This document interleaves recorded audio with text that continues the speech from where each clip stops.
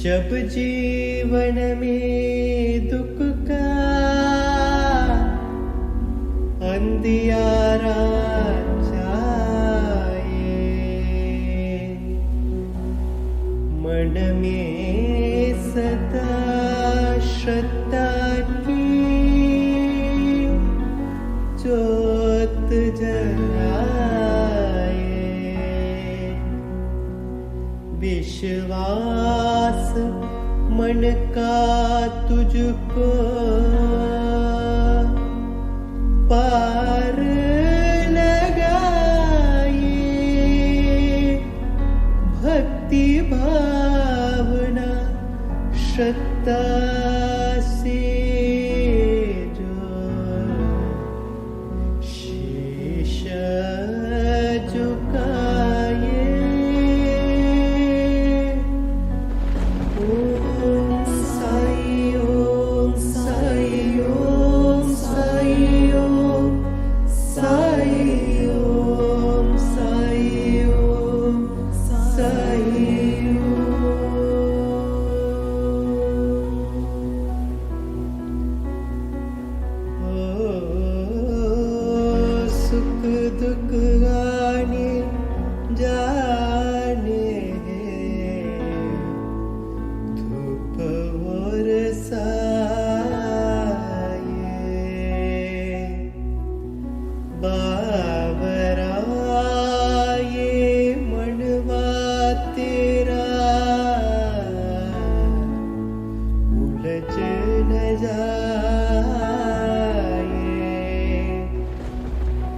मन में आशा के दीपक बुझने न पाए, सुबह फिर से आएगी, रात संग जाए,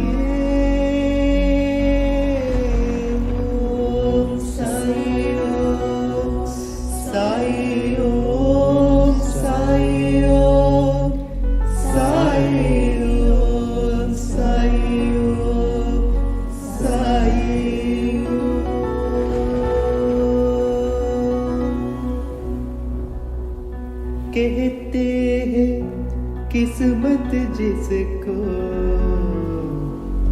कर्म का फल है, जीवन में कर्मयोग का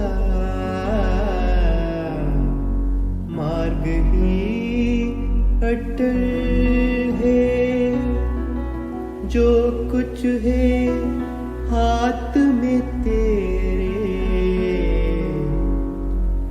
एक यही पल है, अच्छे कर्म किए जाए तो जीवन सफल है। ओम साई ओम साई ओम साई ओम साई ओम साई ओम साई ओम।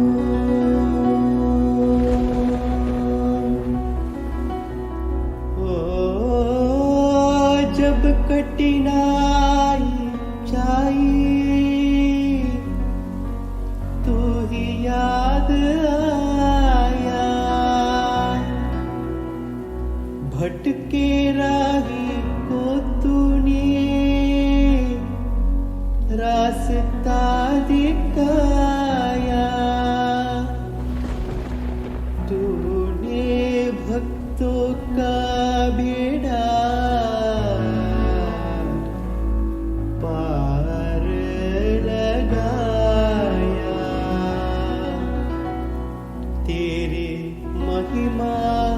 मेरे साई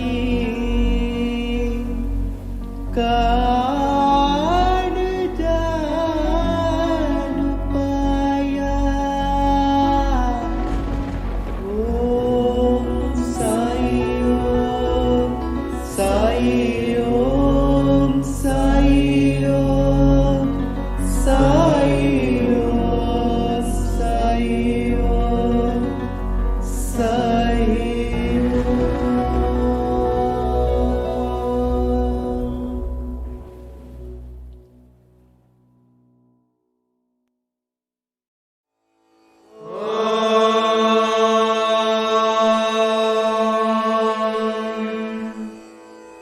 गणेशाय नमः, सरस्वत्यै नमः, श्रीगुरुभ्यो नमः। हरिः ओम्।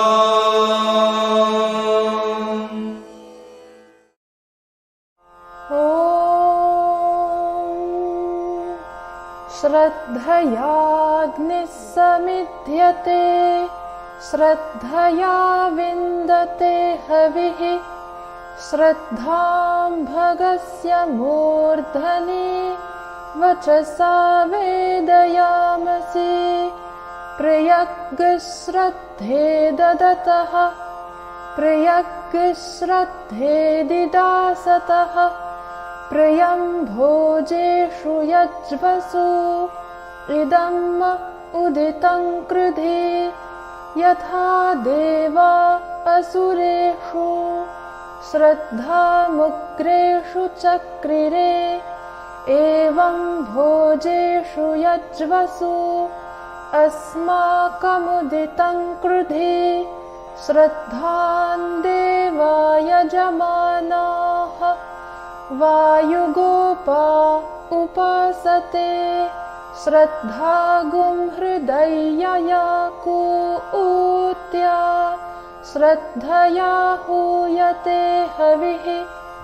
श्रद्धां प्रातर्हवामहे, श्रद्धां मध्यं दिनं परि।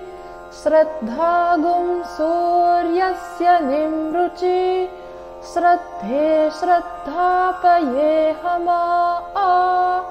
श्रद्धा देवानधिवस्ते, श्रद्धा विश्वमिदं जगत्। श्रद्धां कामस्य मातरं हविषा वर्धयामसि। ॐ शान्ति शान्ति शान्तिः। गजमुख गजमुख Gananatha,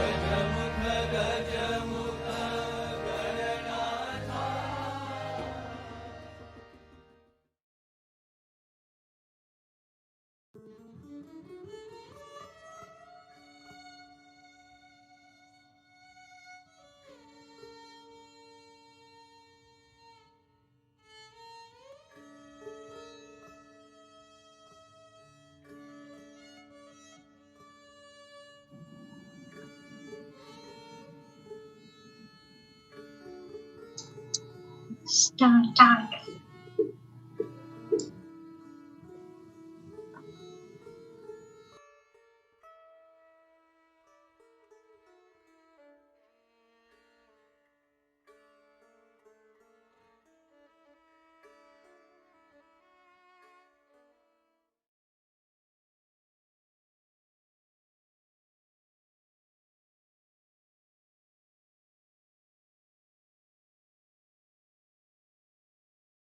Approved. In this chapter, things how Baba met his guru in the woods and through him God, how Baba made one Mrs. Gokhale who made up her mind to fast for 3 days, eat Puran Polis.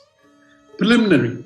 In the beginning, Hemant Pant describes the samsara, visible world, by the allegory of Ashwatha, banyan tree, which has, in the phraseology of the Gita, roots above and branches below. Its branches are spread downwards and upwards and are nourished by the gunas, qualities, and its sprouts are the objects of the senses. Its roots, leading to the actions, are extended downwards to this world of men. Its form cannot be known in this world, nor its end, its beginning, nor its support. Cutting this Ashwatha tree of strong roots with sharp weapon of non-attachment, one should seek the path beyond, treading which there is no return. For traversing this path, the help of a good guide is absolutely necessary. However learned a man may be, or however deep his study of Vedas and Vedangas, sacred literature may be, he cannot go to his destination safely. If the guide be there to help him and show him the right way, he would avoid the pitfalls and the wild beasts on the journey, and everything will be smooth sailing. Baba's experience in this matter, the story which he gave out himself, is really wonderful, which, when attended to, will give you faith, devotion, and salvation. The quest. Once 4 of us were studying religious scriptures and other books, and, being thus enlightened, we began to discuss the nature of Brahman. One of us said that we should raise the self by the self and not depend on others. To this, the second replied that he who controls his mind is blessed. We should be free from thoughts and ideas, and there is nothing in the world without us. The third said that the world phenomenon is always changing. The formless is eternal, so we should discriminate between the unreal and the real. And the fourth, Baba himself, urged that bookish knowledge is worthless and added, let us do our prescribed duty and surrender our body, mind, and 5 pranas to the Guru's feet. Guru is God, all-pervading. To get this conviction, strong, unbounded faith is necessary. Discussing in this wise, we 4 learned men began to ramble through the woods in the quest of God. The 3 wanted to make the quest with a free and unaided intellect. On the way, a Vanjari, a man who trades in certain things, such as grains, etc., by carrying them on a bullock, met us and asked us, "It is hot now.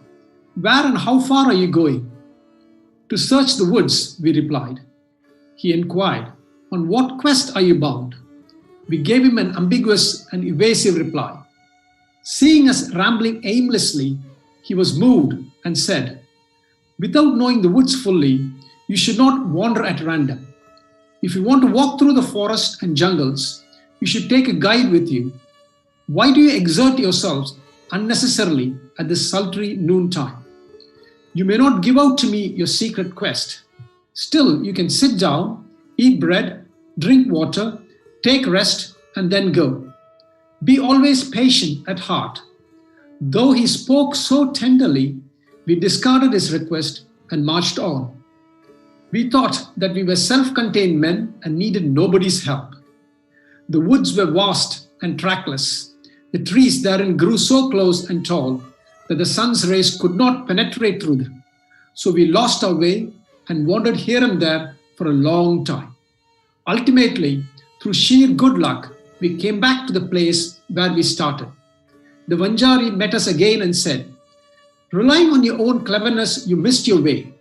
A guide is always necessary to show us the right way in small or great matters, and no quest can be successfully carried out on an empty stomach. Unless God wills it, no one meets us on the way. Do not discard offers of food. Served dish should not be thrust away.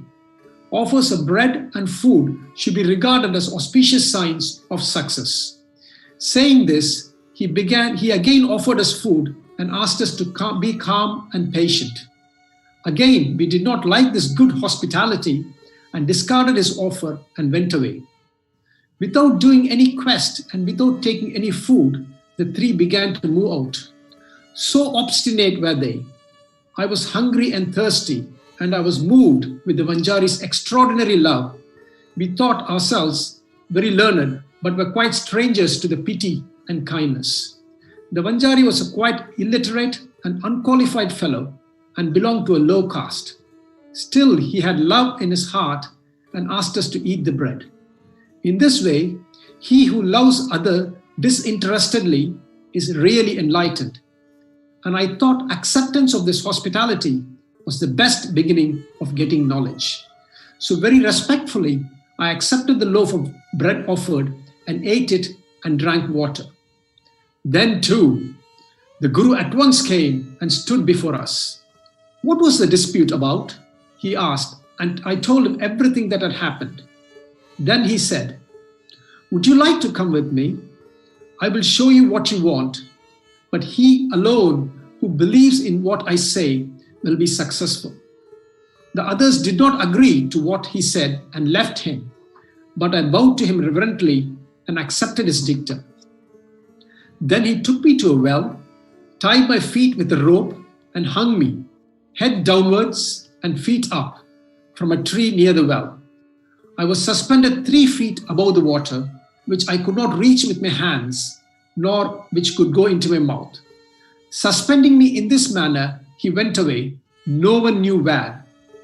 After 10 or 12 gatakas, 4 or 5 hours, he returned and taking me out quickly, asked me how I fared.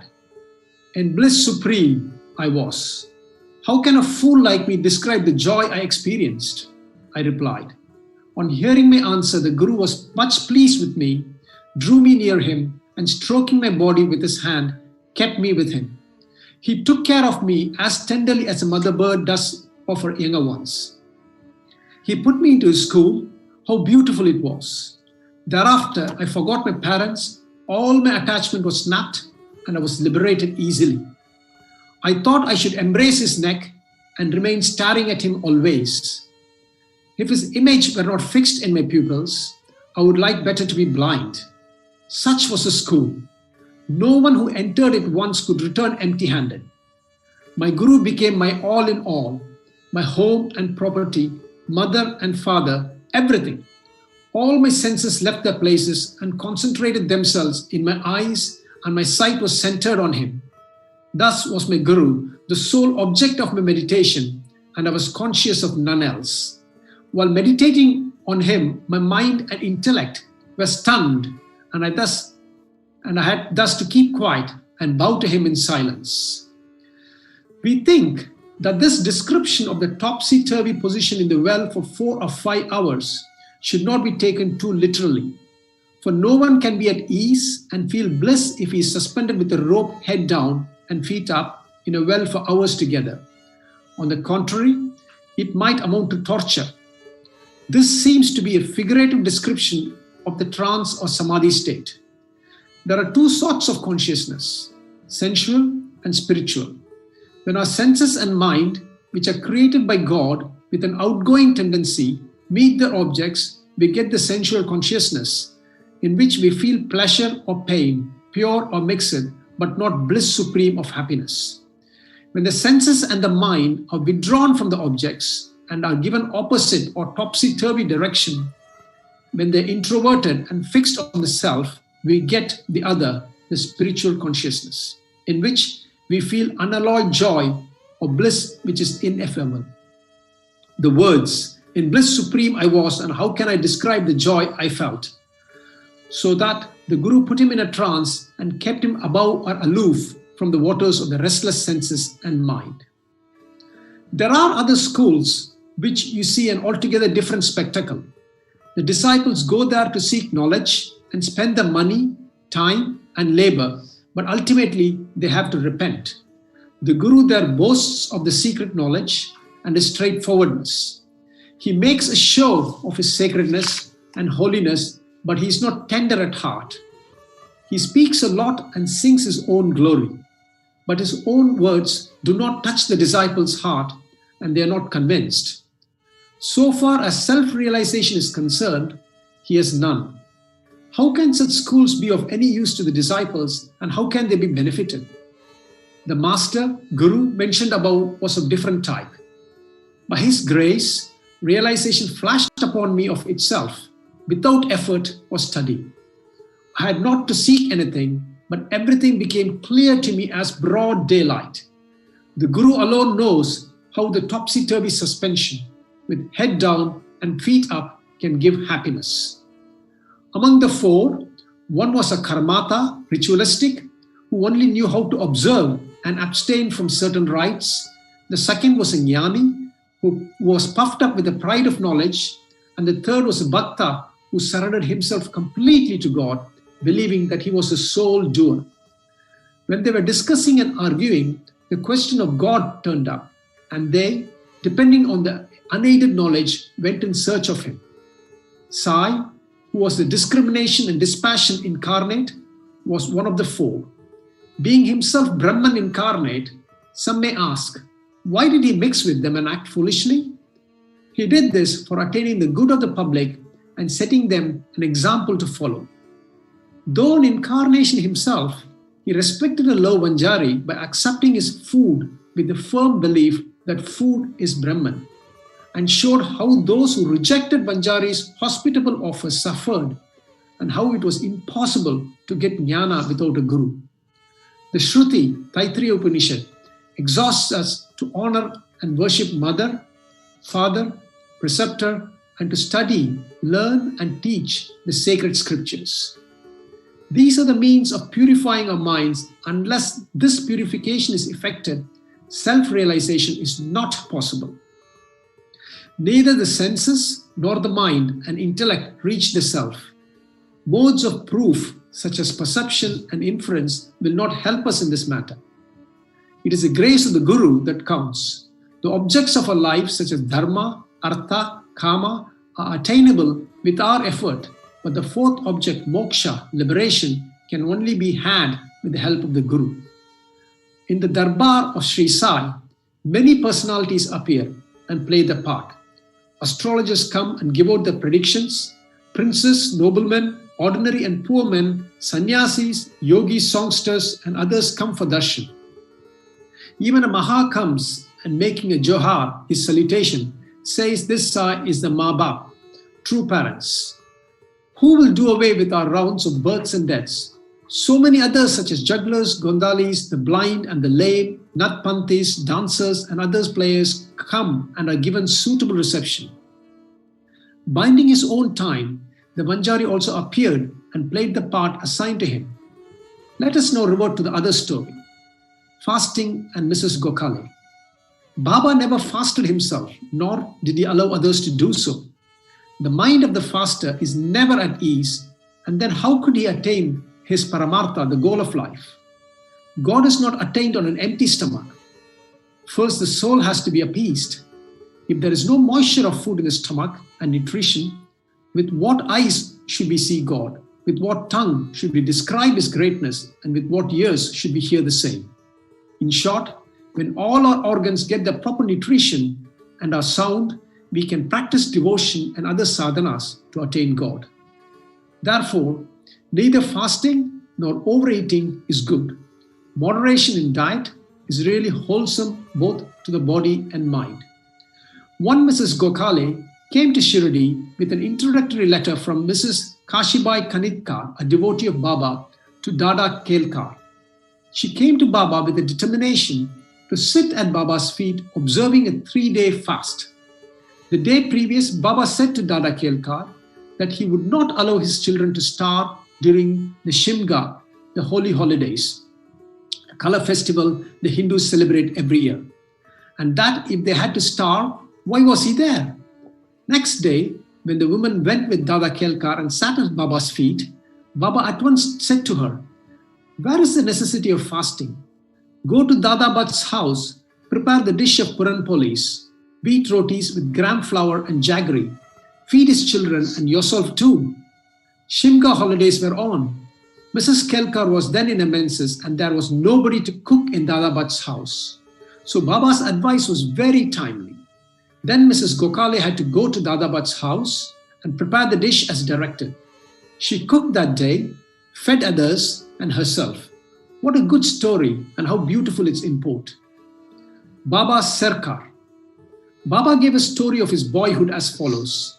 When I was a youngster, I was in search of bread and went to Beedgaum. There I got the embroidery work. I worked hard and sparing no pains. The employer was very much pleased with me. 3 other boys worked before me. The first got rupees 50, the second rupees 100, and the third rupees 150, and I was given twice the whole of this amount, rupees 600. After seeing my cleverness, the employer loved me, praised me, and honored me with a full dress, a turban for the head, and a shell for the body, etc. I kept this dress intact without using it. I thought that what a man might give does not last long and it is always imperfect. But what my Sarkar gives, God gives, lasts to the end of time. No other gift from any man can be compared to his. My Sarkar says, take, but everybody comes to me and says, give. Nobody attends carefully to the meaning of what I say. My Sarkar's treasury, spiritual wealth, is full, it is overflowing. I say, dig out and take away this wealth in cartloads. The blessed son of a true mother should fill himself with this wealth. The skill of my fakir, the leela of my Bhagwan, the aptitude of my Sarkar is quite unique. What about me? Body, earth, will mix with the earth, breath with air. This time won't come again. I go somewhere, sit somewhere, the hard Maya troubles me much. Still I feel always anxiety for my men. He who does anything spiritual endeavor will reap its fruit, and he who remembers these words of mine will get invaluable happiness. Bow to Shirdi Sai, peace be to all. Chapter 33. Greatness of Udi. Scorpion sting and plague cases cured. Jamna miracle, Narayana Rao's sickness, Balabhuva Sutta, Appasaheb Kalkani, Haribo Karnik. In the last chapter, we described the greatness of the Guru. Now in this, we will describe the greatness of Udi. Preliminary. Let us bow now before the great saints. Their merciful glances will destroy mountains of sins and do away with all the evil taints of our character. Their casual talk gives us good teachings and confers on us imperishable happiness. Their minds do not know any difference, such as this is ours and that is yours. Such differentiation never arises in their minds. Their debts, obligations, will never be repaid by us in this birth as well as in many future births. Udi. It is well known that Baba took dakshina from all, and out of the amount thus collected, he spent a lot on charity and purchased fuel with the balance left with him. This fuel he threw in the Duni, the sacred fire which he kept ever burning. The ash from this fire was called Udi, and it was freely distributed to the devotees at the time of their departure from Shirdi. What did Baba teach or hint by this Udi? Baba taught by his Udi that all the visible phenomena in the universe are as transient as the ash. Our bodies, composed of wood or matter of the 5 elements, will fall down after all their enjoyments are over and be reduced to ashes. In order to remind the devotees of the fact that their bodies will be reduced to ashes, Baba distributed Udi to them. Baba also taught by the Udi that the Brahman is the only reality and the universe is ephemeral, and that no one in this world, be he a son, father, or wife, is really ours. We come here in this world alone, and we have to go out alone. It was found, and is even now found out, that the Udi cured many physical and mental maladies, but Baba wanted to din into the devotees' ears the principles of discrimination between the unreal and the real, non-attachment for the unreal by his Udi and Dakshina. The former Udi taught us discrimination, and the latter, Dakshina, taught us non-attachment. Unless we have these two things, it is not possible for us to cross over the sea of the mundane existence. So Baba asked for and took Dakshina, and while the devotees took leave, he gave Udi as prashad, besmeared some of it on the bhaktas' foreheads, and placed his boon-conferring hand on their heads. When Baba was in a cheerful mood, he used to sing merrily. One such song was about Udi. The burden of the Udi song was this: O playful Rama, come, come, and bring with you sacks of Udi. Baba used to sing in a very clear and sweet tones. So much about the spiritual implication of Udi. It had also its material significance. It conferred health, prosperity, freedom from anxiety, and many other worldly gains. So the Udi has helped us to gain both our ends, material as well as spiritual. We shall now begin with the stories about the Udi. Scorpion sting. Narayan Motaram Jani of Nasik was a devotee of Baba. He was serving under another devotee of Baba by name Ramachandra Varman Modak. Once he went to Shirdi with his mother and saw Baba. Then Baba himself told her that he, her son, should serve no more but start an independent business. Some days after, this prophecy turned true. Narayan Jani left service and started a boarding house, Anandashram, which thrived well. Once a friend of this Narayan Rao was stung by a scorpion, and the pain caused by it was severe and unbearable. Udi is most efficacious in such cases. It is to be applied on the seat of pain, and so Narayan Rao searched for it, but found none. Then he stood before Baba's picture and invoked Baba's aid, chanted Baba's name, and taking out a pinch of the ashes of the joss stick burning in front of Baba's picture, and thinking it to be Baba's Udi, applied it on the seat of pain and the sting. As soon as he took out his fingers, the pain vanished, and both the person were moved and felt delighted. Bubonic plague case. Once a devotee in Bandra came to know that his daughter, who was staying in another place, was down with bubonic plague. He had no Udi with him, so he sent word to Nana Saheb Chandakar to send the same. Nana Saheb got this message on a road near the Tana railway station when he was travelling with his wife to Kalyan. He had no Udi with him at that time. He therefore took up some earth from the road, meditated upon Sai Baba, invoked his aid, and applied it on the forehead of his wife. The devotee saw all this, and when he went to his daughter's house, he was very glad to learn that his daughter, who was suffering for 3 days, began to improve from the very moment Nana Saheb invoked Baba's aid near the Tana railway station. The Jamna miracle. About 1904 to 05, Nana Saheb Chandakar was a Mamlatadar at Jamna in the Khandesh district, which is more than 100 miles distant from Shirdi. His daughter, Minatai, was pregnant and was about to deliver. Her case was very serious and she was suffering from labour pains for the last 2 or 3 days. Nana Saheb tried all remedies, but they proved in vain. He then remembered Baba and invoked his aid. There in Shirdi, one Ram Girbova, whom Baba called Bapu Girbova, wanted at this time to go to his native place in Khandesh. Baba called him and told him to take a little rest and stop at Jamna on his way home and give the Udi and Arti to Nana Sahib. Ramgir Baba said that he had only 2 rupees with him, and that amount was barely sufficient for the railway fare up to Jalgaon, and it was not possible for him to go from Jalgaon to Jamna, a distance of about 30 miles. Baba assured him that he need not worry, as everything would be provided for him.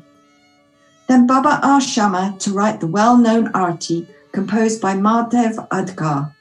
A translation of this is given at the end of this work, and give a copy of it with Udi to Ramgir Baba to be delivered to Nana Sahib. Then, relying on Baba's words, Ramgir Baba left Shirdi and reached Jalgaon at about 2:45 a.m. He had only 2 annas left with him and was in a hard plight. To his great relief, he heard somebody calling out, "Who is Bapu Girbova of Shirdi?" He went to him and told him that he was the person Bapu Girbova.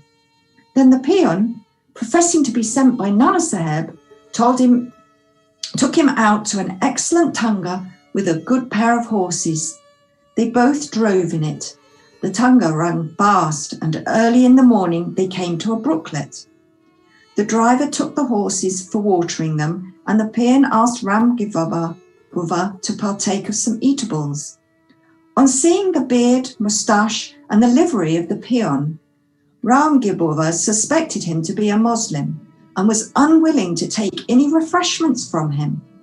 But the peon satisfied him by saying that he was a Hindu, a Kshatriya of Garhwal, and that Nana Sahib had sent these refreshments and that there should be no difficulty nor any doubt about acceptance.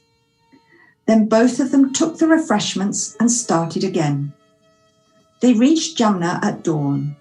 Ramgir Baba alighted to attend call of nature, passing urine, and returned within a few minutes, but found there was no tanga, no driver, and no peon. He was dumbfounded. Then he went to the neighbouring Khatri and, making inquiries, learnt that the Mamlatadar was at home. He went to Nana Sahib's house and announced himself, and gave to Nana Sahib Baba's Udi and Arti. At this time, Manatai's case was in the most serious condition, and all were in deep anxiety about her. Nana Sahib called out his wife and asked her to give the Udi mixed with water to their daughter to drink and sing Baba's Arti. He thought that Baba's help was most opportune. In a few minutes came the news that the delivery was safe and that the crisis had passed away. Ramgir Baba thanked Nana Sahib for the peon, tanga and the refreshments, etc. The latter was greatly surprised, as he had sent none to the station and was not aware of any person coming from Shirdi. Mr. B.V. Deo of Thana, retired Mamlatadar, made inquiries about this matter with Bapurao Chandakor, son of Nana Sahib and Ramgir Baba of Shirdi, and after satisfying himself wrote an elaborate article, part prose and part poetry, in Shirdi Sai Leela magazine, volume 13, numbers 11, 12 and 13. Brother B.V. Narsim Swami also taken down the statements of 1 Manatai, number 5, page 14, and 2 Bapasaheb Chandakor, number 20, page 50, and 3 Ramgir Baba, number 27, page 83, dated 1st of June 1936, 16th of September 1936, and 1st of December 1936 respectively, and published them in his Devotee's Experience Part 3. The following is quoted from Ramgir Baba's statement. One day, Baba called me to him and gave me a packet of Udi and a copy of Baba's Arti. I had to go to Khandesh at the time. Baba directed me to go to Jamna and told me to deliver the Arti and Udi to Nana Sahib Chandakar at Jamna. I said to Baba that all I had was 2 rupees and asked him how that could take me by train from Kopagan to Jalgaon and next by cart from Jalgaon to Jamna. Baba said, God will give. That was Friday, and I started at once. I reached Muhammad at 7:30 p.m. and Jalgaon at 2:45 a.m. At that time, plague relations were enforced and I had much trouble. I was to discover that I should do what I should do to get to Jamna. At about 3 a.m., a peon in boots, turban, and well equipped with other details of good dress came to me and took me to a tanga and drove me on. I was in terror. On the way at Bagur, I took refreshments. We reached Jamna early in the morning, and by the time I attended my call of nature, the tanga and its driver had disappeared. Narayana Rao. Bhakta Narayana Rao, father's name and surname are not given, had the good fortune to see Baba twice during the latter's lifetime. 3 years after the passing away of Baba in 1918, he wanted to come to Shirdi, but he could not come. Within a year of Baba's Mahasamadhi, he fell sick and suffered much. All ordinary remedies gave him no relief.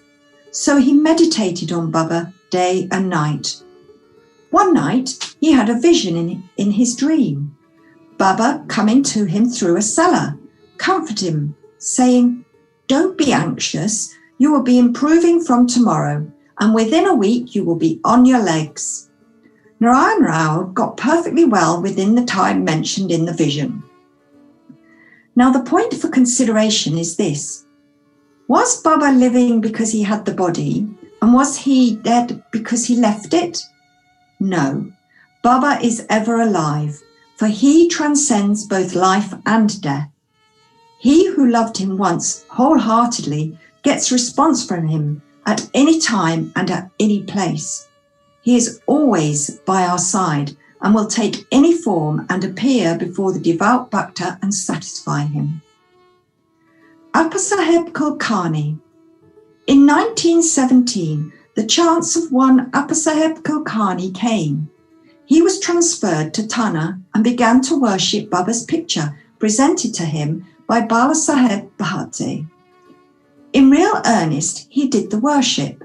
He offered flowers, sandal paste and Naivedya daily to Baba in the picture and longed intently to see him. In this connection, it may be remarked that seeing Baba's picture earnestly is equivalent to seeing him in person. The following story illustrates this statement. Balabhuvas Sutta. A saint of Bombay named Balabhuvas Sutta, who on account of his piety, devotion and bhajan was called Modern Tukaram, came to Shirdi for the first time in 1917. When he bowed before Baba, the latter said, "I know this man since 4 years."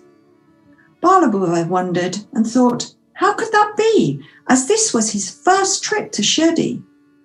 But thinking about it seriously, he recollected that he had prostrated himself 4 years ago before Baba's portrait at Bombay and was convinced about the significance of Baba's words.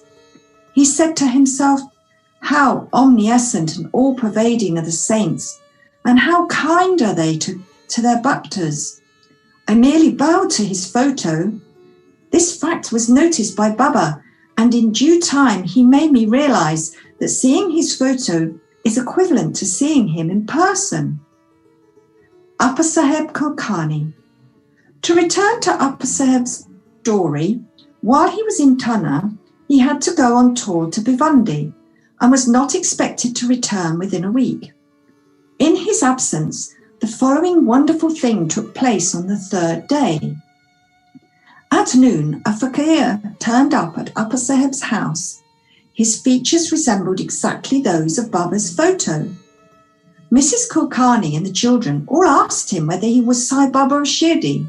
He said no, but that he was an obedient servant of his and came there at his order to inquire after the health of the family.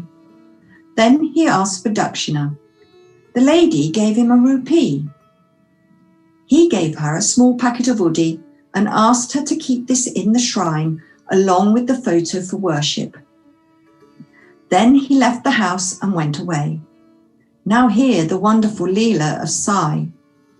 Saheb could not proceed with his tour as his horse fell sick at Bhiwandi. He returned home that afternoon and learnt from his wife about the fakir's visit. He smarted in his mind as he did not get the darshan of the fakir, and he did not like that only 1 rupee was paid as dakshina. He said that had he been present, he would have offered not less than 10 rupees. Then he immediately started in quest of the fakir and searched for him in the masjid and other places without taking any food. His search was in vain. He then returned home and took his food. The reader may remember here Baba's dictum in chapter 32 that God's quest should not be made on an empty belly. Saheb got a lesson here about this. Then after meals, he went out for a walk with a friend, Mr. Chitra. Going some distance, they saw a man approaching them rapidly. Saheb thought that he must be the fakir that came to his house at noon, as his features tallied with those of Baba in the photo. The fakir immediately put forth his hand and asked for dakshina. Saheb gave him a rupee. He demanded again and again, and so Saheb gave him 2 more. Still, he was not satisfied. Then he borrowed 3 rupees from Mr. Chitra and gave them to him. He wanted still more. Saheb asked him to accompany him to his home. Then they all returned home, and Saheb then gave him again 3 rupees, in all 9. He looked unsatisfied and demanded again. Then he told him that he had a currency of 10 rupees. The fakir asked for the same and took it and returned the 9 rupees in cash and went away. Saheb had said that he would pay 10 rupees and that sum was taken from him, and 9 rupees consecrated by Baba's touch were returned to him. The figure 9 is significant. It denotes the 9 types of devotion, as in chapter 21. It may also be noted here that Baba gave 9 rupees to one Lakshmibai Shind at his last moment. Saheb examined the Udi packet and found that it contained some flower petals and akshata. Then sometimes afterward, he got hair from Baba when he saw him at Shirdi. He put the Udi packet and the hair in a talisman and always wore it on his arm.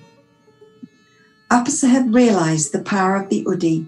Though he was very clever, he got 40 rupees as pay in the beginning, but after he secured Baba's photo and his Udi, he got many times 40 rupees per month and also got much power and influence. And along with these temporal benefits, his spiritual progress was also rapid. So those who are fortunate enough to get Baba's Udi should, after bath, apply it on the forehead and take some little of it mixed with water in the mouth as holy tear. Haribo Karnik. In 1917, Haribo Karnik of Dahana, Thana district, came to Shirdi on the Guru Purnima day in the month of Ashada and worshipped Baba with all formality. He offered clothes and dakshina, and after taking Baba's leave through Sharma, got down the steps of the masjid. Then he thought that he should offer 1 more rupee to Baba and was just turning to get up when Sharma informed him by signs that as he had got Baba's leave, he should go and not return. So he started home. On his way, when he went into the temple of Kala Rama at Nasik for darshan, the Saint Narsingh Maharaj, who used to sit just inside the big door of the temple, left his bhaktas there and came to Haribo, caught his wrist and said, "Give me my 1 rupee." Karnik was surprised.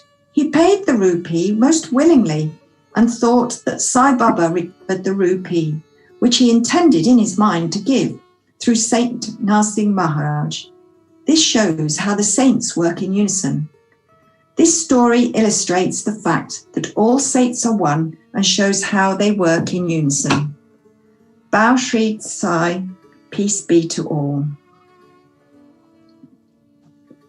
Chapter 34, Greatness of Udi, continued. Doctor's nephew, Dr. Pillai, Shyama's sister-in-law, Irani girl, Harda gentleman, Bombay lady. This chapter continues the subject, greatness of Udi, and describes cases in which the application of Udi was most efficacious. Doctor's nephew. At Malegaon, district Nasik, there lived a doctor, qualified and degree holder. His nephew suffered from an incurable disease, tubercular bone abscess. The doctor himself and his brothers, the medical practitioners, tried all sorts of remedies and even an operation. There was no relief, and there was no end to the little boy's suffering. Friends and relations advised the parents of the boy to seek divine aid and recommended them to try Sai Baba, who was known to have cured such incurable cases by his mere glance. The parents therefore came to Shirdi. They prostrated themselves before Baba, placed the boy before him, and pleaded humbly and respectfully, and implored him to save their son. The merciful Baba comforted them, saying, "Those who resort to this masjid shall never suffer anything in this life and to the end of time. Be now carefree. Apply Udi on the abscess, and within 1 week he will recover. Believe in God. This is no masjid, but Dwartawati. He who steps here will soon get health and happiness, and his sufferings will come to an end." The boy was made to sit before Baba, who moved his hands on the affected part and cast his loving glances on him. The patient was pleased, and with the application of the Udi, he began to recover and was all right after some days. The parents then left Shirdi with their son, thanking Baba for the cure, which was effected by Udi and Baba's gracious looks.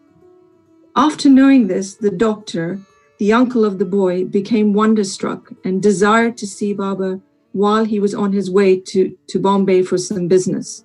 But at Malegaon and Manmad, somebody spoke to him against Baba and poisoned his ears. He therefore dropped the idea of visiting Shirdi and went to Bombay direct. He wanted to spend the rest of his leave at Alibag, but at Bombay he heard 3 successive nights a voice crying out, "Still you disbelieve me." Then the doctor changed his mind and resolved to go to Shirdi.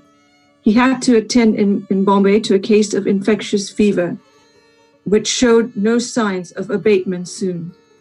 So he thought that his Shirdi trip would be postponed.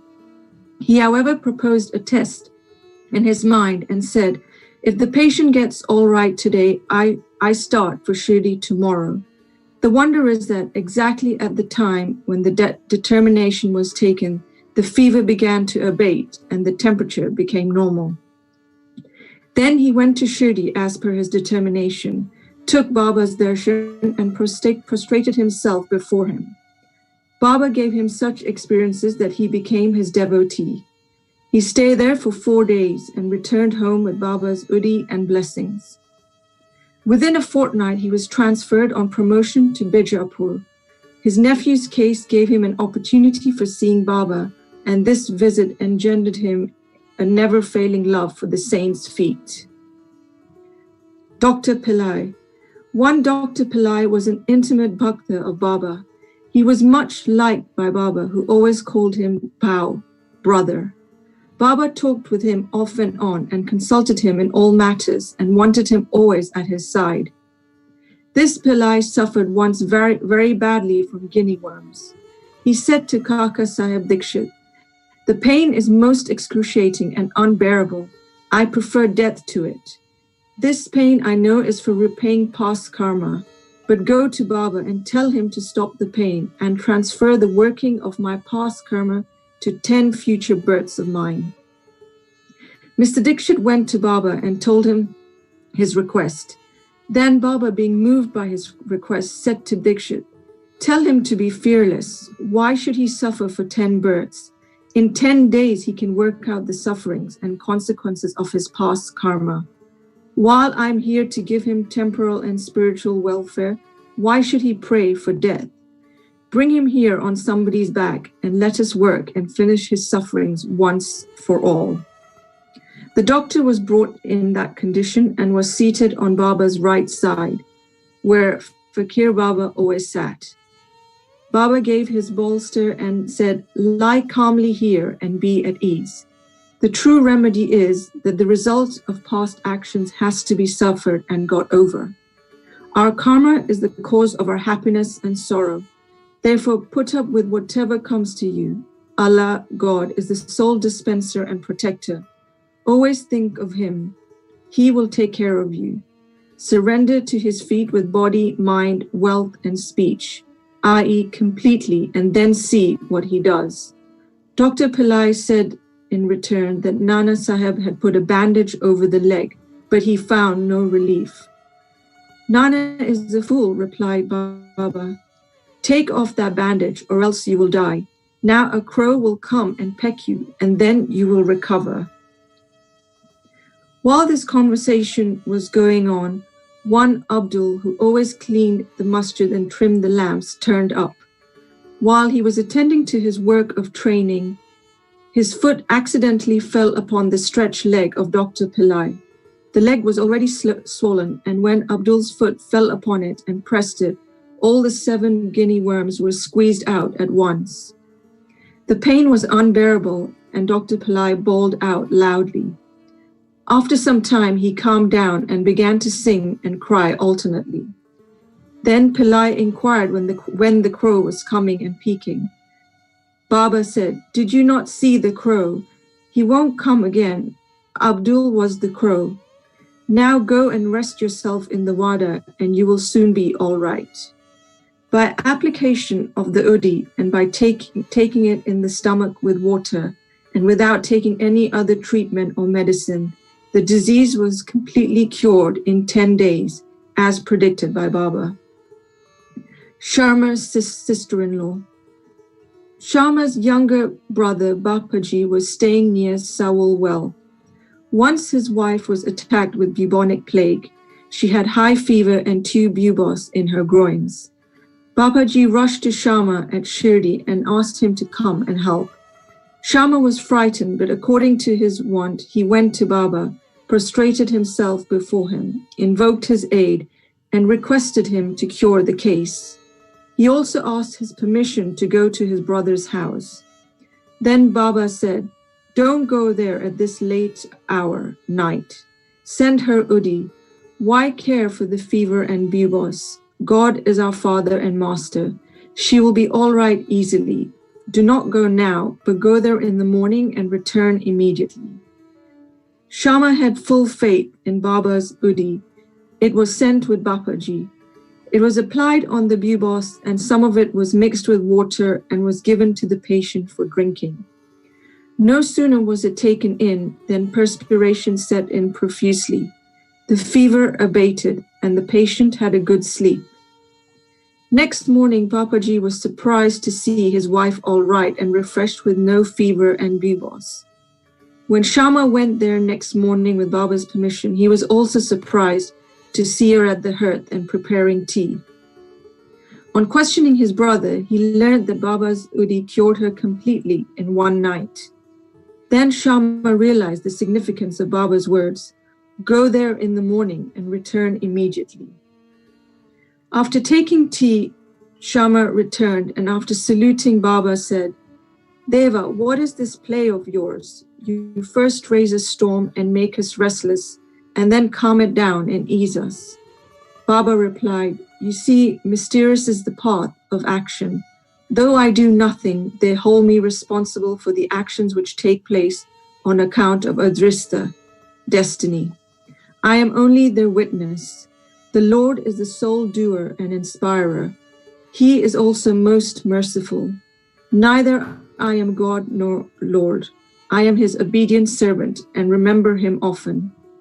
He who casts aside his egoism thanks him, and he who trusts him entirely will have his shackles removed and will obtain liberation." Irani's daughter. Now read the experience of an Irani gentleman. His young daughter got fits every hour. When the convulsion came, she lost her power of speech. Her limb contracted and she fell down senseless.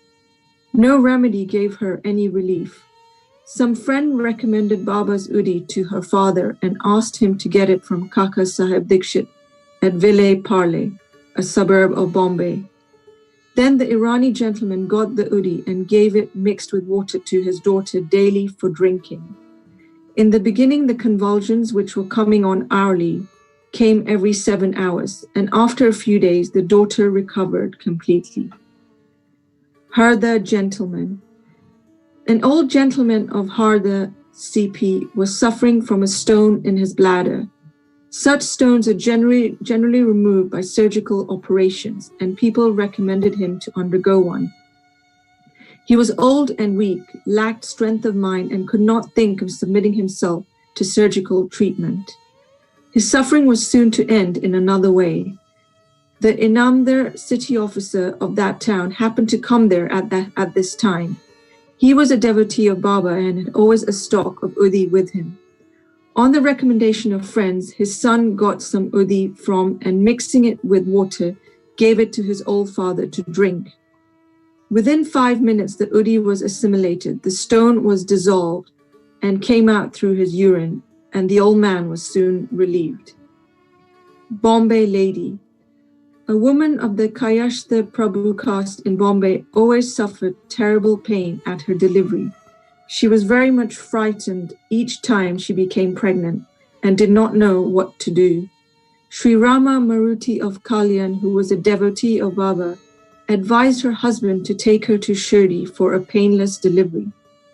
When she next became pregnant, both husband and wife came to Shirdi, stayed there for some months and worshipped Baba and got all the benefit of his company. After some time, the hour of delivery came, and as usual, there was obstruction in the passage from the womb.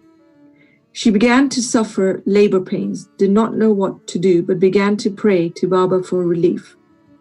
In the meantime, some neighboring women turned up and after invoking Baba's aid, gave her Udi mixture to drink. In 5 minutes, the woman delivered safely and painlessly. The issue was stillborn according to its fate, but the mother, who got rid of the anxiety and pain, thanked Baba for the safe delivery and ever remained grateful to him. Bow to Shri Sai, peace be to all.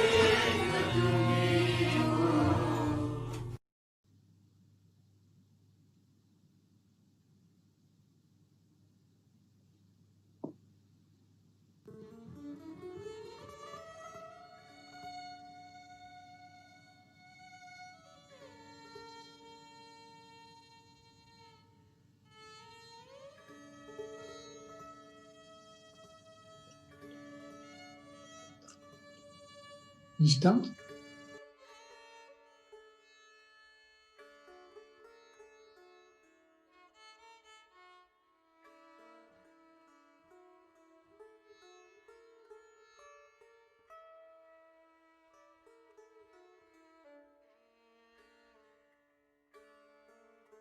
And never found wanting. Kaka Mahajani's friend and master, Bandra insomnia case, Bala Patil Niveska. This chapter also continues the subject of the importance of the Udi. It also gives you two cases in which Baba was tested and not found wanting. These cases will be taken up first. Preliminary. In spiritual matter or endeavor, secularism is the greatest bar to our progress. Those who believe the God is without form are heard saying that to believe the God is with the form is an illusion and that the saints are only human beings. Then why should they bend their heads before them and offer dakshina? Person belonging to other sects will also raise objection and say, why should they bow and offer allegiance to other saints, leaving their Sadgurus? Similar objection regarding Sai Baba were before and are heard even now.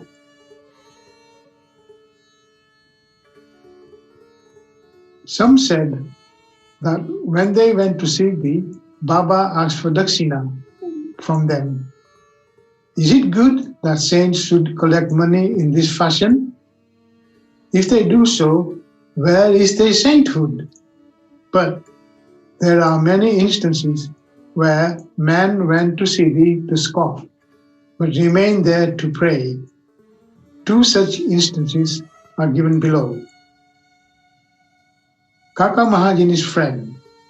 A friend of Kaka Mahajani was a worshipper of God without form and was averse to idolatry. Out of curiosity, he agreed to go to Shirdi with Kaka Mahajani on two conditions. One, that he would neither bow to Baba, two, nor pay him any dakshina. Kaka agreed to these two conditions, and they both left Bombay on a Saturday night and reached Shirdi the next morning. As soon as they put their feet on the steps of the masjid, Baba, looking at the friend from a little distance, addressed him in sweet words as follows. Oh, welcome, sir. The tone that uttered these words was a very peculiar one. It exactly resembled the tone of the friend's father. It reminded him of his departed father and sent a thrill of joy through his body. What an enchanting power the tone had. Being surprised, the friend said, "This is no doubt the voice of my father." Then he at once up and, forgetting his resolution, placed his head upon Baba's feet. Then Baba asked for dakshina twice, once in the morning and again at noon, at the time of their taking leave. But he asked it from Kaka only, and not from the friend. The latter whispered to Kaka, "Baba asked for dakshina from you twice. I'm with you. Why does he omit me?" "You ask Baba himself," was Kaka's reply. Baba asked Kaka what his friend was whispering. Then the friend asked Baba himself whether he should pay any dakshina. Baba replied, "You had no mind to pay, so you were not asked. But if you want to pay now, you may." Then the friend paid rupee 17 as dakshina, the same amount that Baba paid. Baba then addressed him a few words of advice.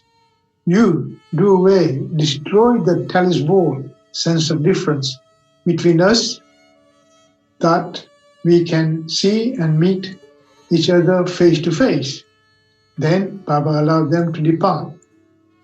Though the weather was cloudy and threatening, Baba assured them of their safe journey, and both of them reached Bombay safely.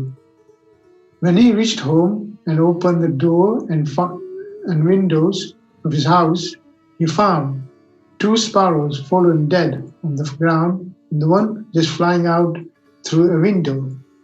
He thought that if he had left the window open, the 2 sparrows would have been saved, but thought again that they had met their lot, and that Baba had sent him back soon just to save the 3rd sparrows. Kaka Mahajani's master. Kaka was a manager in the firm of Thaka Dasmasya Jetabai, the solicitor of Bombay. Both the master and manager were on intimate terms. Mr. Thaka knew that Kaka was often going to Shirdi, staying there for some days and returning when Baba permitted him.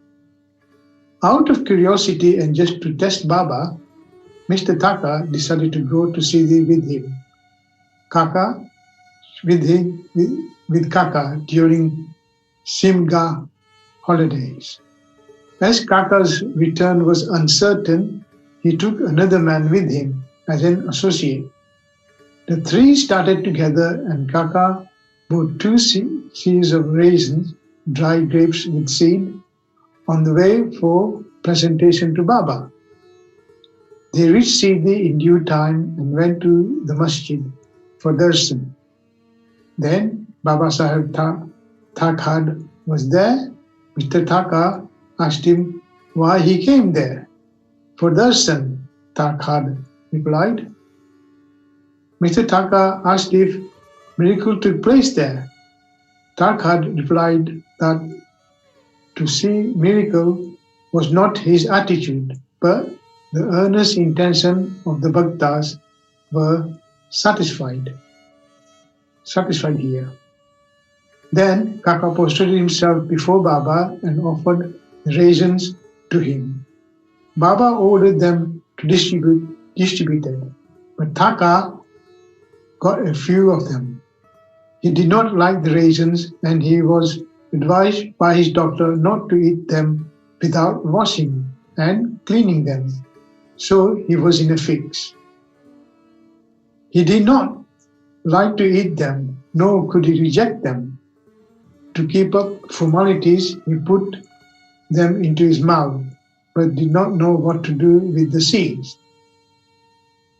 He could not spit them out on the floor of the masjid, so he pocketed them, and against his wish. He then said in his mind that if Baba was a saint, how could he be ignorant of his dislike for the raisins, and could he force them on him? When this thought aroused in his mind, Baba again gave him some more raisins. He could not eat them, but held them in his hand. Then Baba asked him to eat them up. He obeyed and found, to his surprise, that they were all seedless. He wanted to see a miracle, and here was one. He knew that Baba read his thought, and, as per his wish, converted raisins with seeds into seedless grapes. What a wonderful power! Again, to test further, he asked Thakhad, who was sitting by and who also got some raisin, what kind of grapes did you got? He replied, the variety seeds. Mr. Thaka was still more surprised to hear this. Then, to confirm his growing faith, Thaka thought in his mind that if Baba was a real saint, the raisins should be now given to Kaka first. Reading this thought, also, Baba ordered that distribution should be commenced from Kaka. This proofs was sufficient for Thaka.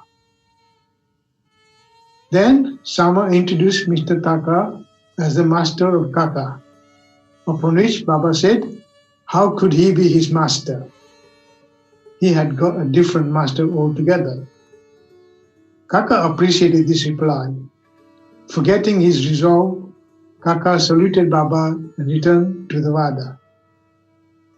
After the Nunati was over, they all went to the masjid for taking Baba's leave for the departure. Sama spoke for them. Baba then spoke as follows. There was a fickle-minded gentleman. He had health and wealth and was free from both physical and mental affliction. But he took on him needless anxieties and burden and wandered hither and thither, thus losing his peace of mind. Sometimes he dropped the burdens and other time carried them again. His mind knew no steadiness.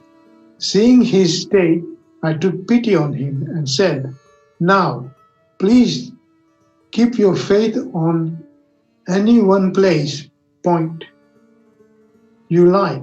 Why roam like this? Stick quietly to one place."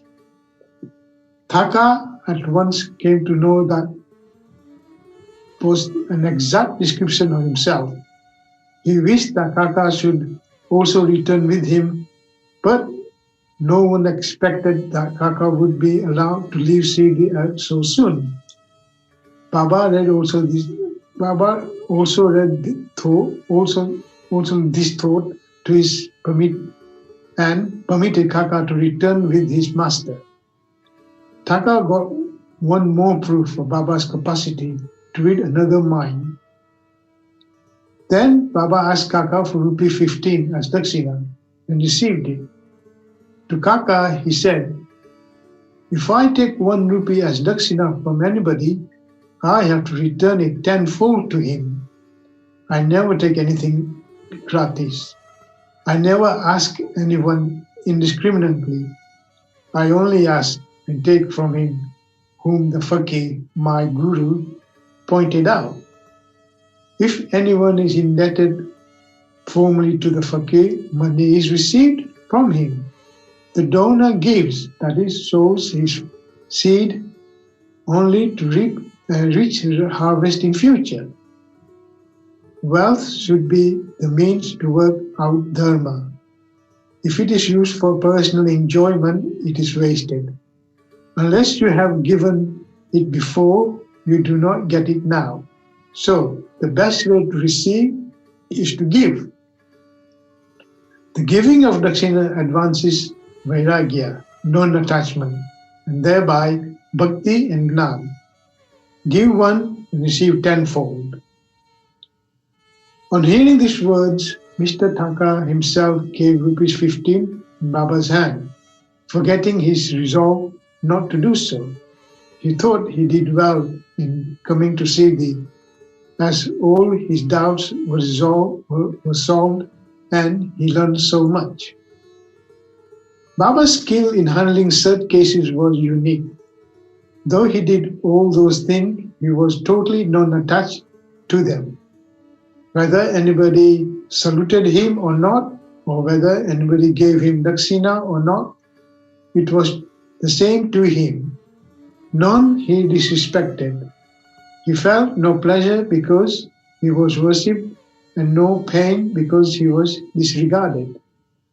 He transcended the pairs of opposite ways, pleasure and pain, etc. Insomnia case. Kayastha Prabhu, gentleman of Bandra, suffered from insomnia for long. As soon as he laid himself down for sleep, his departed father appeared to him in his dream and abused and scolded him severely. This broke his sleep and made him restless the whole night. Every night this went on, and the man did not know what to do. One day he consulted a devotee of Baba in this respect. He recommended the Udi as the only infallible remedy to it. He knew. He gave him some Udi and asked him to apply little of it to his forehead before going to bed and keep the Udi packet under the pillow. He tried this remedy and found, to his great surprise and joy, that he got sound sleep and that there was no disturbance of any kind. He continued the remedy and always remembered Sai. Then he got a picture of Sai Baba, which he hung on the wall near his pillow and started worshipping it daily on Thursday, offering garland, nevedya, etc. Then he got unwell and forgot altogether his past trouble. Balaji Patel Navaskar. This man was a great devotee of Baba. He rendered most excellent and disinterested service. Every day he swept and kept clean all the passage and street in Shirdi through which Baba passed in his daily routine. This work was, after him, equally well done by another female devotee named Radha Krishnamani, and after her by Abdullah. When Balaji reaped his corn every year, he bought the whole quantity and presented to Baba. He returned with what Baba gave him and maintained himself and his family with him. This course was followed by him for many years, and after him by his son. Power and efficacy of Vidhi. Once it happened that Balaji's death anniversary day, a certain number of guests were invited and the dinner was prepared for them.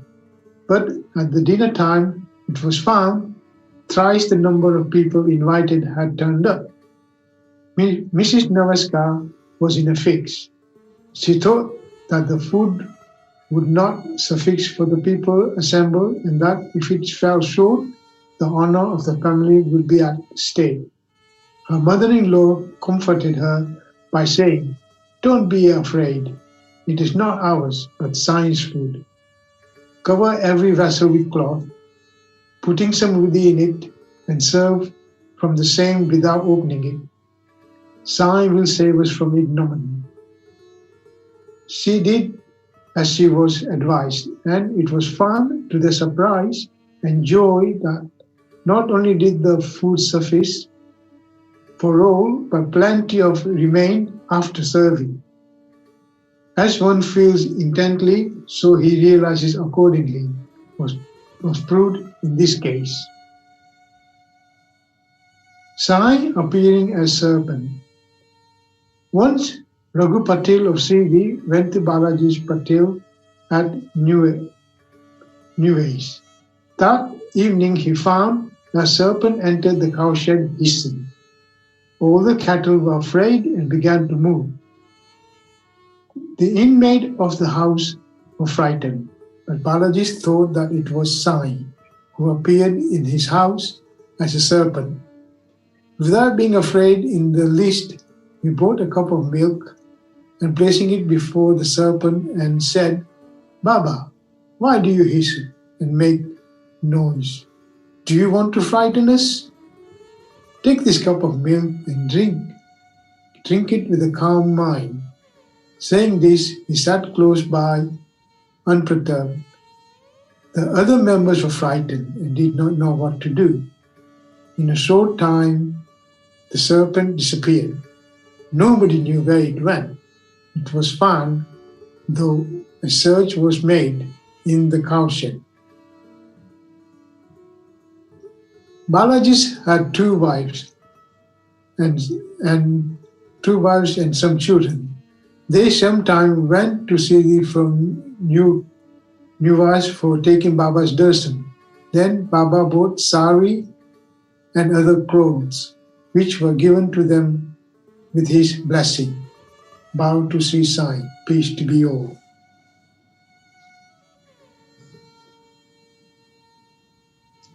Chapter 36. This chapter relates the wonderful stories of two gentlemen from Goa and Mrs. Aurangabadkar of Sholapur. Two gentlemen. Once, two gentlemen came from Goa for taking darshan of Sai Baba and prostrated themselves before him. Though both came together, Baba asked only one of them to give him rupees 15 as dakshina which was paid willingly. The other man voluntarily offered rupees 35. This sum was rejected by Baba to the astonishment of all. Shama, who was present, asked Baba, "What is this? Both came together. One's dakshina you accept, the other, though voluntarily paid, you refuse. Why this distinction?" Baba replied, "Shama, you know nothing. I take nothing from anybody. The Masjid Mai, the presiding deity of Masjid, calls for the debt. The donor pays it and becomes free. Have I any home, property, or family to look after? I require nothing. I am ever free. Debt, enmity, murder have to be atoned for. There is no escape." Baba then continued in his characteristic way as follows. At first he was poor and took a vow to his God that he would pay his first month's salary if he got an appointment. He got one on rupees 15 per month. Then he steadily got promotions. From rupees 15, he got rupees 30, 60, 100, 200, and ultimately rupees 700 per month. But in his prosperity, he forgot clean the vow he took. The force of his karma has driven him here, and I asked that amount rupees 15 from him as dakshina. Another story. While wandering by the seaside, I came to a huge mansion and sat on the veranda. The owner gave me a good reception and fed me sumptuously. He showed me a neat and clean place near a cupboard for sleeping. I slept there. While I was sound asleep, the man removed a laterite slab and broke the wall and entered in and scissored off all the money from my pocket. When I woke up, I found that rupees 30,000 was stolen. I was greatly distressed and sat weeping and moaning. The money was in currency notes, and I thought that the Brahmin had stolen it. I lost all interest in food and drink and sat for a fortnight on the veranda, bemoaning my loss.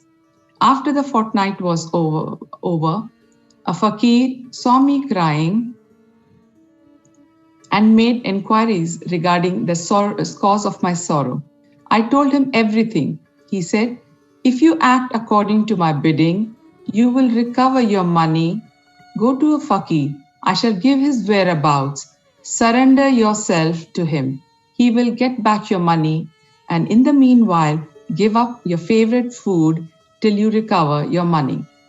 I followed the fakir's advice and got my money. Then I left the wada and went to the seashore.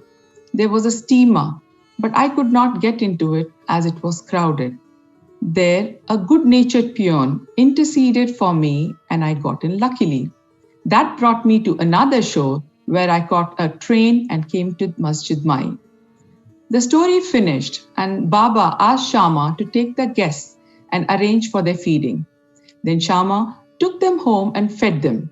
At dinner, Shama said to the guests that Baba's story was rather mysterious, as he had never gone to the seaside, never had any money, rupees 30,000, never traveled, never lost any money, and never recovered it, and inquired whether they understood it and caught its significance.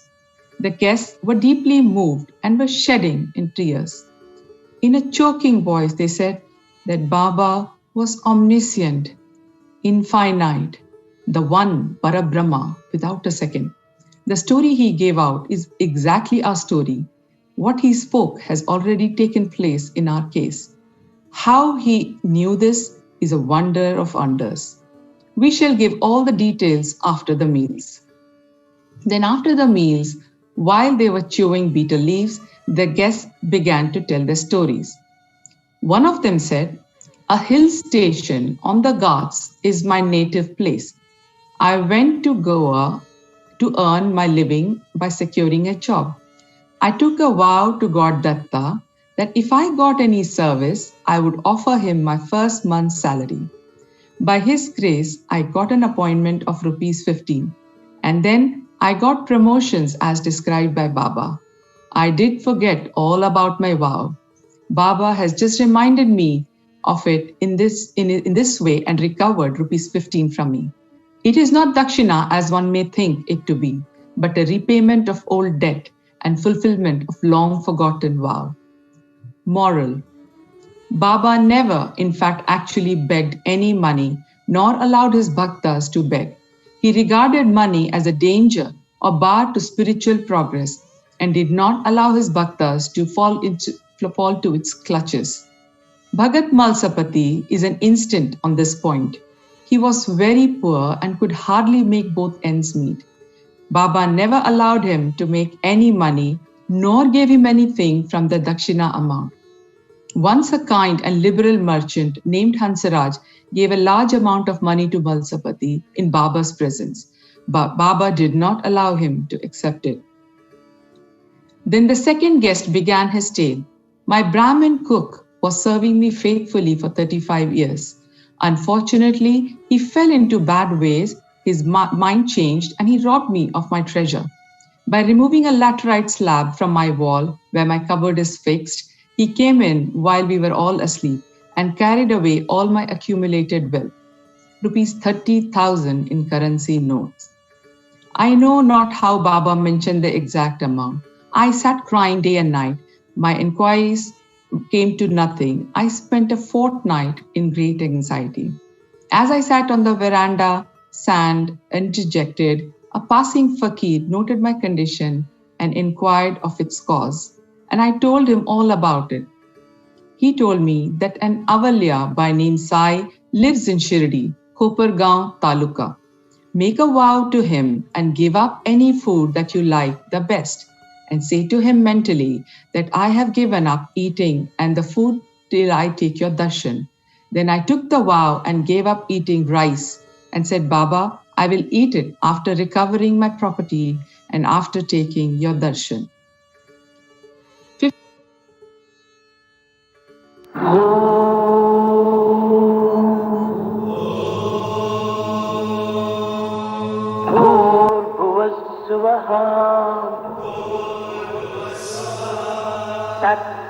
तत्सवितुर्वरेण्यम्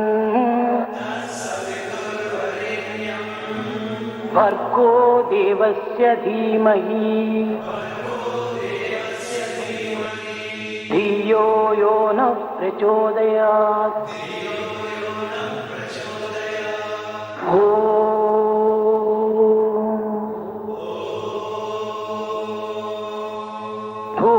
भूर्भुवस्सुवः तत्सवितुर्वरेण्यम् भर्गो देवस्य धीमहि धियो यो नः प्रचोदयात्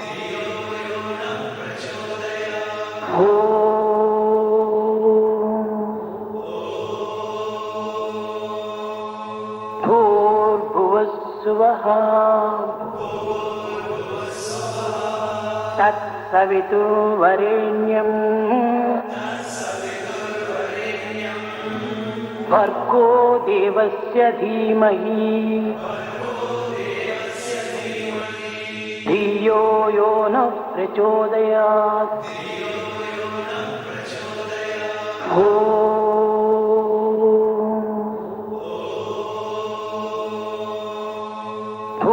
भूर्भुवस्सुवः तत्सवितुर्वरेण्यम् भर्गो देवस्य धीमहि धियो यो नः प्रचोदयात्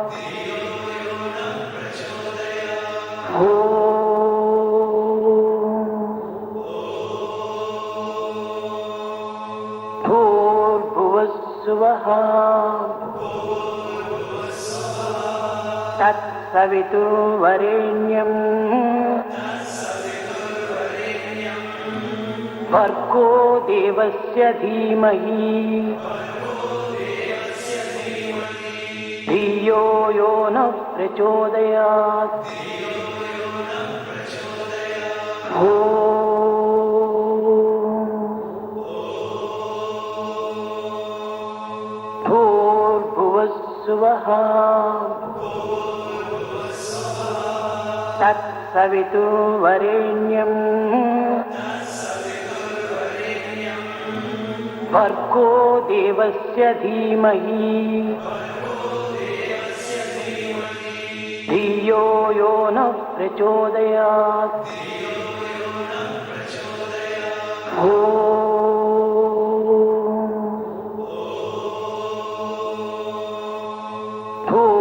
Bhuvassuvaha Tat Savitu Varenyam Bhargo Devasya Dhimahi Dhiyo Yo Na Prachodayat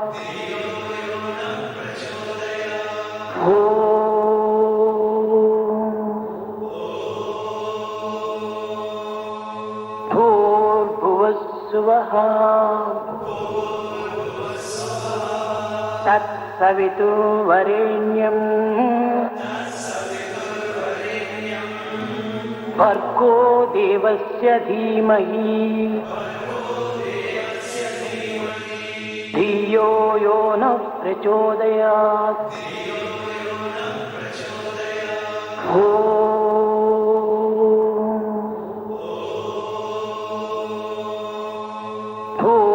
Bhuvassuvaha Tat Savitu Varenyam Bhargo Devasya Dhimahi Dhiyo Yo Na Prachodayat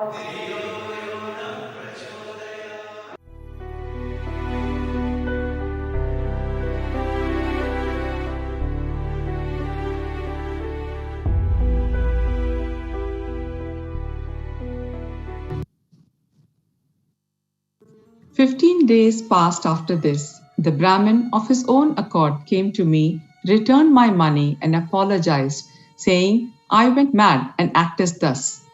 I now place my head on your feet. Please forgive me. Thus everything ended well. The fakir that met me and helped me was not seen again. An intensive desire to see Sai Baba, whom the fakir pointed out to me, arose in my mind. I thought that the fakir who came all the way to my house was no other than Sai Baba. Would he, who saw me and helped me to get my lost money, ever covet to get rupees 35? On the contrary, without expecting anything from us, he always tries his best to lead us on the path of spiritual progress. I was overjoyed when I recovered my stolen property, and being infatuated, I forgot all about my vow. Then, when I was at Kolaba one night, I saw Sai Baba in my dream. This reminded me of my promised visit to Shirdi. I went to Goa and from there wanted to start for Shirdi by taking a steamer to Bombay en route. But when I came to the harbor, I found the steamer was crowded and there was no place. The captain did not allow me, but on the intercession of a peon who was stranger to me, I was allowed to get into the steamer which brought me to Bombay. From there, I got in the train and came here. Surely, I think that Baba is all-pervading, all-knowing. What are we? And where is our home? How great our good fortune that Baba got our money and drew us here to himself. You Shirdi folk must be infinitely superior and fortunate than we, for Baba has played, laughed, talked, and lived with you for so many years. I think that your store of good merits must be infinite, for it attracted Baba into Shirdi. Sai is our Datta. He ordered the vow, he gave me a seat in the steamer and brought me here, and thus gave a proof of his omniscience and omnipotence. Mrs. Aurangabadkar, a lady from Sholapur, wife of Sakaram Aurangabadkar, had no issues during the long period of 27 years.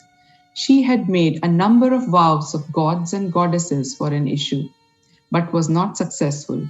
She then became almost hopeless. To make a last attempt in this matter, she came to Shirdi with her stepson, Vishwanath, and stayed there for 2 months serving Baba. Whenever she went to the masjid, she found it full and Baba surrounded by devotees. She wanted to see Baba alone, fall at his feet, and open her heart and pray for an issue, but she got no suitable opportunity. Ultimately, she requested Shyama to intercede with Baba for her when he was alone. Shyama said to her that Baba's darbar was open, still he would try for her and that Lord might bless her. He asked her to sit ready with a coconut and joss sticks on the open courtyard at the time of Baba's meals, and that when he beckoned to her, she should come up.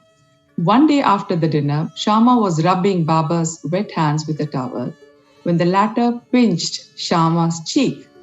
Shyama, feigning anger, said, Deva, is it proper for you to pinch me like this? We don't want such a mischievous God who pinches us thus. Are we your dependents? Is this the fruit of our intimacy? Baba replied, O Shyama, during the 72 generations that you were with me, I never pinched you till now, and now you resent me touching you? Shyama, we want a God that gives us ever kisses and sweets to eat. We do not want any respect from you or heaven or balloon, etc. Let our faith unto your feet be ever wide awake. Baba, yes, I have indeed come for that. I have been feeding and nursing you and have got love and affection for you. Then Baba went up and took his seat. Shyama beckoned to the lady. She came up, bowed, and presented the coconut and joss sticks. Baba shook the coconut, which was dry. The kernel within rolled and made a noise. Baba said, Shyama, this is rolling. See what it says. Shyama, the woman prays that a child might be similarly rolling and quickening in the womb. So give her the coconut with your blessing. Baba, will the coconut give her any issue? How people are foolish and fancy such things. Shyama, I know the power of your word and blessing. Your word will give her a string and series of children. You are wrangling and not giving a real blessing. The parley went on for a while, Baba repeatedly ordering to break the coconut and Shyama pleading for the gift of unbroken fruit to the lady. Finally, Baba yielded and said, she will have an issue. When? Asked Shyama. In 12 months was the reply. The coconut was therefore broken into 2 parts. One was eaten by the 2 and the other was given to the lady. The Shyama turned up to the lady and said, Dear madam, you are a witness to my words. If within 12 months you do not get any issue, I will break a coconut against the Deva's head and drive him out of this masjid. If I fail in this, I will not call myself mother. You will soon realize what I say. She delivered a son in 1 year's time, and the son was brought to Baba in the 5th month. Both husband and wife prostrated themselves before Baba, and the grateful father, Mr. Aurangabadkar, paid a sum of rupees 500, which was spent in constructing a shed for Baba's horse, Shamakarna. Bow to Shirdi Sai, peace be with all. Chapter 37, Chowdi Procession. In this chapter, Hemant Pant, after making some preliminary observations on some points of Vedanta, describes the Chowdi procession. Preliminary. Blessed is Sai's life. Blessed is his daily routine. His ways and actions are indescribable.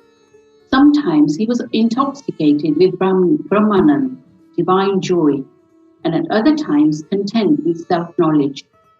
Doing so many things sometimes, he was unconcerned with them. Though he seemed at times quite actionless, doing nothing, he was not idle or dozing. He always abided in his own self. Though he looked calm and quiet as the placid sea, he was deep and unfathomable. Who can describe his ineffable nature? He regarded men as brothers, women as sisters and mothers. He was a perfect and perpetual celibate, as everybody knows. May the understanding, knowledge, we got in his company last long unto death. Let us ever serve him with wholehearted devotion to his feet. Let us see him, God, in all beings, and let us ever love his name. Hemant Pant, after making some lengthy dissertations on some topics of Vedanta, which he himself considers as a digression, goes on to describe the Chaudi procession. Chaudi procession. Baba's dormitory has been already described. One day he slept in the masjid and on the next in the Chaudi, that's a small building containing a room or two near the masjid. This alternate sleeping in both these buildings went on till Baba's Mahasamadhi. From 10th of December 1909, devotees began to offer regular worship to Baba in the Chaudi. This we will now describe with his grace. When the turn of the retiring to the Chaudi came, people flocked to the masjid and did bhajan in the mandap, the courtyard, for a few hours. Behind them was a beautiful rath, a small car, to the right a Tulsi Vrindavan, and in front Baba, and between these the devotees sang bhajans. Men and women who had a liking for the bhajan came in time. Some took tal, chiplis and kirtle, mudang, kanjuri and gaul, that's all musical instruments, in their hands and conducted the bhajan. Sai Baba was the magnet who drew all the devotees to him there. Outside in the open, some trimmed their divyatas, that's their torches. Some decorated the palanquin. Some stood with cane sticks in their hands and uttered cries of victory to Baba. The corner was decorated with buntings. Round about the masjid, rows of burning lamps shed their light. Baba's horse, Shyamakarna, stood fully decorated outside. Then Sathya Patil came with a party of men to Baba and asked him to be ready. Baba sat quiet in his place till Sathya came and helped him to get up by putting his arm under Baba's armpit. Sathya called Baba by the name of Mama. Really, their relationship was extremely intimate. Baba wore on his body the usual kafni, took his sakta, that's a short stick, under his armpit, and after taking his chilam, tobacco pipe, and tobacco, and placing a cloth over his shoulder, became ready to start. Then Sathya threw a golden embroidered beautiful shila shawl over his body. After this, Baba, moving a little the bundle of fuel sticks lying behind with his right toe, and then extinguishing the burning lamp with his right hand, started for the Chaudi. Then all sorts of musical instruments, tash, band, and horns and mridang gave out their different sounds, and fireworks exhibited their different and various coloured views. Men and women singing Baba's name started walking, making bhajan to the accompaniment of mudang and veena. Some danced with joy and some carried various flags and standards. The baldas, that's uniformed escorts, announced Baba's name when he came up on the steps of the masjid. On the two sides of Baba stood persons who held chawris, that's a bundle of animal hairs fixed at one end of the stick, and the others who fanned Baba. On the way were spread folds of cloth on which Baba walked on, being supported by devotees' hands. Sathya Patil held the left hand and Masapati the right, and Babu Sahib Jog held the chatra, that's the umbrella, over his head. In this fashion, Baba marched onto the Chaudi. The fully decorated red horse named Shyam Karna led the way, and behind him were all carriers, waiters, musical players, and crowds of devotees. Harinama, the name of the Lord, was chanted to the accompaniment of the music, which reached the skies, and also the name of Sai. In this manner, the procession reached the corner when all the persons that joined this party seemed well pleased and delighted. On coming to this corner, Baba stood facing the Chaudi and shone with a peculiar luster. It seemed as if the face of Baba glittered like dawn, or like the glory of the rising sun. Baba stood there with a concentrated mind facing the north, as if he was calling somebody. All the instruments played their music while Baba moved his right arm up and down for some time. Kaka Sahib Dikshit at this time came forward with a silver plate containing flowers besmeared with gulal, that's red powder, and threw them on Baba's body off and on. The musical instruments played their best at this juncture, and Baba's face beamed with steady and added radiance and beauty, and all the persons drank this lustre to their heart's content. Words failed to describe the scene and the splendor of this occasion. Sometimes Masapati began to dance, being possessed or obsessed by some deity. But all were surprised to see that Baba's concentration was not in the least disturbed. With a lantern in his hand, Sathya Patil walked on Baba's left-hand side and Bhagat Masapati on the right, holding with his hand the hem of Baba's garment. What a beautiful procession, and what an expression of devotion. To witness this, men and women, poor and rich, flocked there together. Baba walked very slow. Bhaktas followed on both sides with love and devotion. With joy pervading the whole atmosphere of the place, the procession reached the Chowdi. That scene and those days are gone now.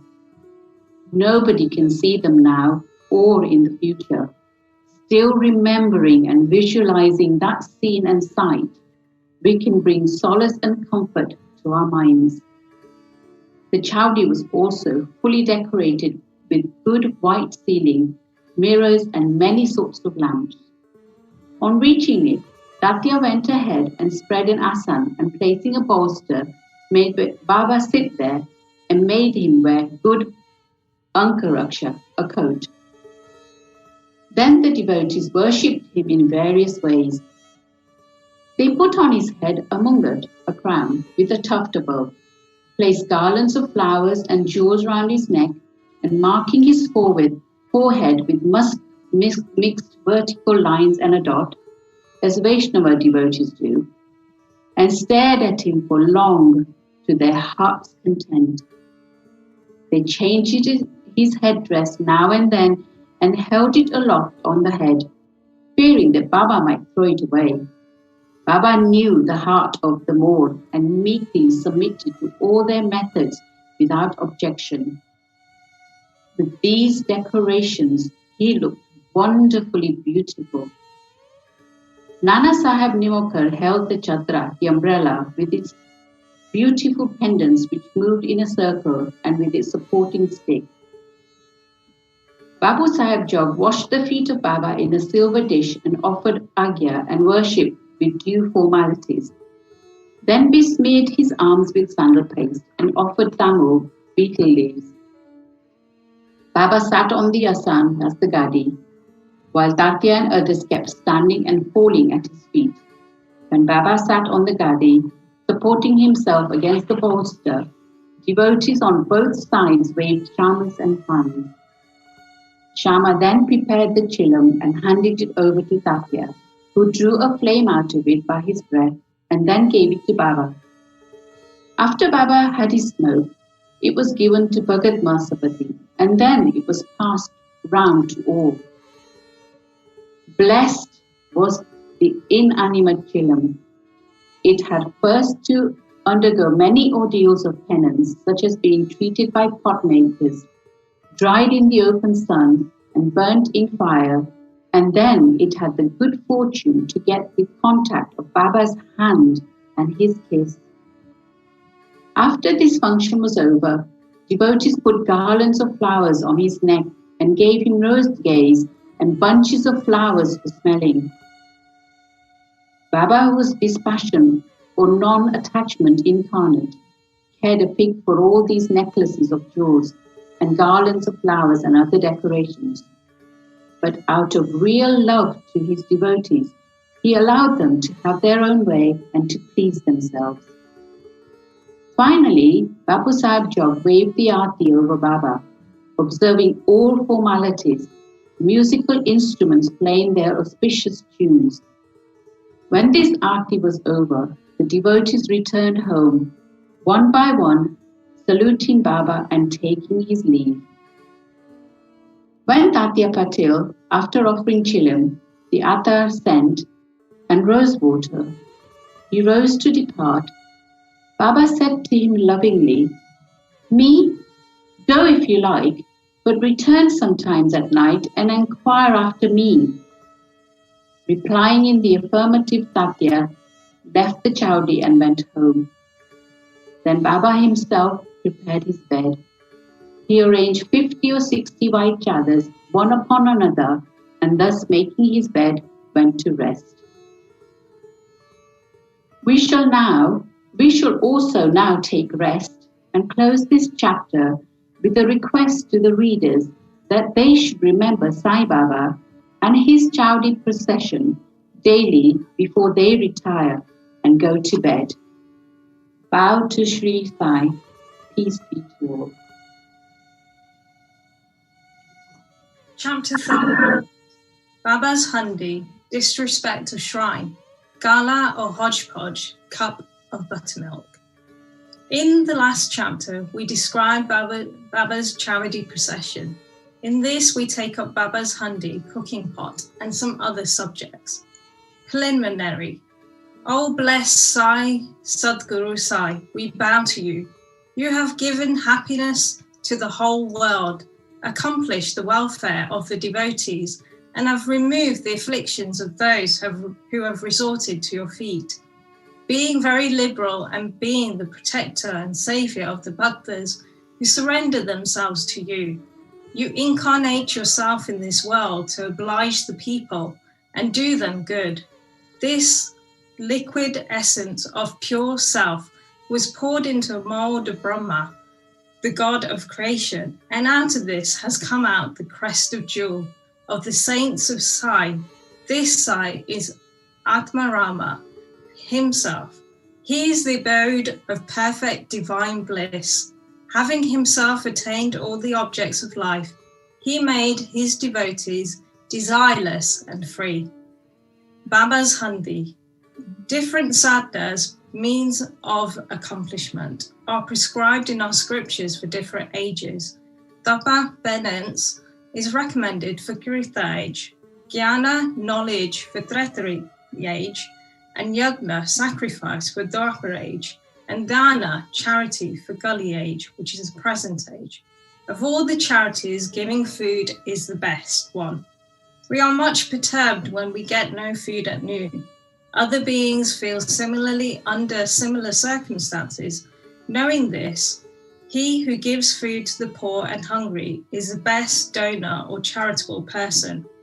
The Taitra Upanishad say that this is Brahma, the god of creation. From food, all the creatures are born, and having been born by food, they live, and having departed into food again, they enter. When the Atiti, uninvited guest, comes to our door at noon, it is our bounden duty to welcome him by giving him food. Other kinds of charities, viz. Giving away wealth, property, clothes, etc., require some discrimination. But in the matter of food, no such consideration is necessary. Let anybody come to our door at noon, he should be served forthwith. And if a lame, crippled, blind, and diseased paupers come, they should be first fed and be able-bodied persons and our relations afterwards. The merit of feeding the former is much greater than that of feeding the latter. Other kinds of charities are imperfect without this annadan, giving of food. As stars are without the moon, a necklace without its central medal, a crown without the pinnacle, a tank without the lotus, bhajan without love, a married lady without the kumkum mark, singing without a sweet voice or buttermilk without salt. Just as Varan, pulse soup, excels all other dishes, annadan is the best of all merits. Now let us see how Baba prepared and distributed it to others.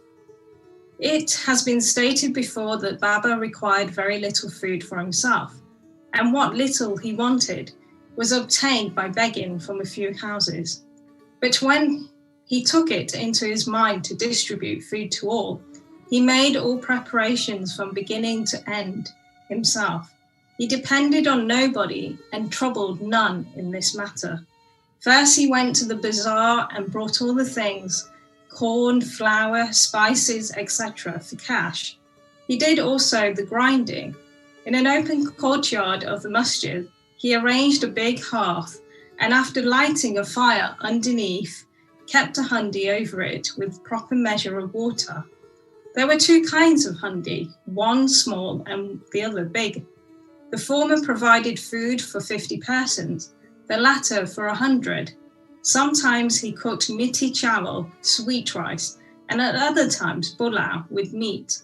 At times in the boiling varan soup, he let in small balls of thick or flat breads of wheat flour. He pounded the spices on a stone slab and put the thin pulverized spices into the cooking pot. He took all the pains to make the dishes very palatable. He prepared umbil by boiling jawar flour in water and mixing it with buttermilk. With the food, he distributed this umbil to all alike. To see whether the food was properly cooked or not, Baba would roll up his sleeve of his kafni and put his bare arm into the boiling cauldron without the least fear, and churned, moved the whole mass from side to side, up and down. There was no mark or burn on his arm, nor the fear of him on his face. When the cooking was over, Baba got the pots in the masjid and then had them duly consecrated by the Mulvi. First, he sent part of the food as prasad to Malsapati and Sathya Patil, and then he served the remaining contents with his own hand to all the poor and helpless people to their heart's content. Really blessed and fortunate must be those people who got food prepared by Baba and served him. Somebody may raise a doubt here and ask, Baba distribute vegetables and animal food as prasad alike to all his devotees? The answer is plain and simple. Those who were accustomed to take animal food were given food from the handi as prasad, and those who were not accustomed were not allowed to touch it. He never created in them any wish or desire to indulge in this food. There is a principle well established that when a guru himself gives anything as prasad, the disciple who thinks and doubts whether it is acceptable or otherwise goes to perdition. In order to see how any disciple has imbibed this principle, Baba at times proposed tests. For instance, on Ekadashi Day, he gave some rupees to Dada Gelko and asked him to go in person to Kolara to get mutton from there. This Dada Gelko was an Orthodox Brahmin and kept all Orthodox manners in his life. He knew that offering wealth, grain and clothes, etc. to a Sadguru was not enough, but the implicit obedience to and prompt compliance with his order was a real dakshina that pleased him most. So Dada Gelko dressed himself and started for the place. Then Baba called back and said to him, yourself, but send somebody. Then Dada sent a servant Bandhu for the purpose. Seeing him starting, Baba asked Dada to call him back and cancel the program. On another occasion, Baba asked Dada just to see how the saltish pulao, the mutton dish, was done. The latter said casually and formally that it was all right. Then Baba said to him, you have seen it with your eyes, nor tasted it with your tongue. Then how could you say that it was any good? Just take out the lid and see. Saying this, Baba caught his arm and thrust it into the dish without caring for your orthodoxy and without blustering. When a wave of real love arises in a mother's mind, she pinches her child with her hand, and when she begins to cry and shout, she hugs it close to her bosom. Similarly, Baba is in a true motherly way, pinched Dada Gelka in this fashion. Really, no saint or guru will ever force his orthodox disciple to eat forbidden food and defile himself thereby. The Hundi business went on for some time till 1910 and was stopped thereafter. As stated before, Das Guru spread the fame of Baba by his kirtans far and wide in Bombay Presidency, and people from that part of the country began to flock to Shirdi, which became in few days a place of pilgrimage. The devotees brought with them various articles for presentation and offered various dishes of food as nevedya.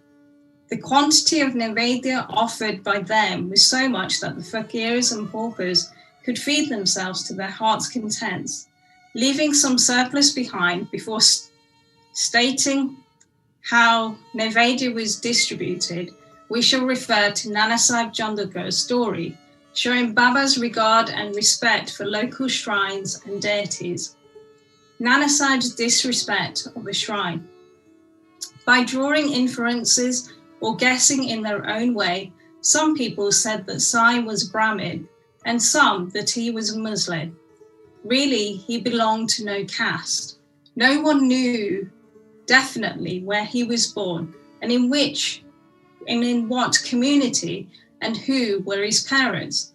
Then how could he be a Muslim or a Brahmin? If he were a Muslim, how could he keep a Dhuni fire ever burning in a masjid? How could there be a Tulsi Vindravan there?